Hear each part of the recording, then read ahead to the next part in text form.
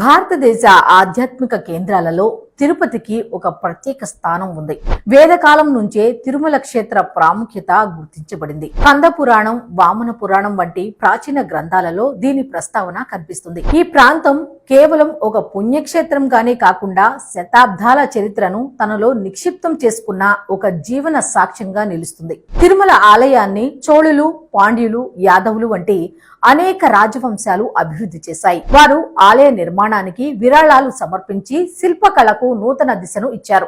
విజయనగర సామ్రాజ్యానికి చెందిన శ్రీకృష్ణ దేవరాయలు తిరుమల ఆలయానికి ఎన్నో విరాళాలు అందించారు. ఆయన పేరు కొండ మీద రాతల ద్వారా నేటికి కనిపిస్తుంది. తిరుమలలోని శ్రీ వెంకటేశ్వర స్వామి విగ్రహం దాదాపు 2000 సంవత్సరాల చరిత్ర కలిగినదిగా పండితులు భావిస్తారు.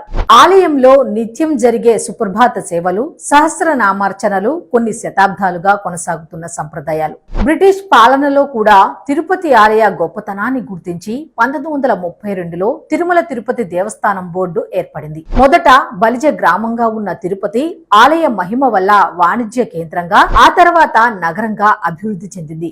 తిరుపతి ప్రసాదమైన లడ్డూకు GI ట్యాగ్ కలదు. అలాగే ఇది భక్తులకు మాత్రమే కాకుండా చారిత్రకంగా కూడా గౌరవప్రదమైనది.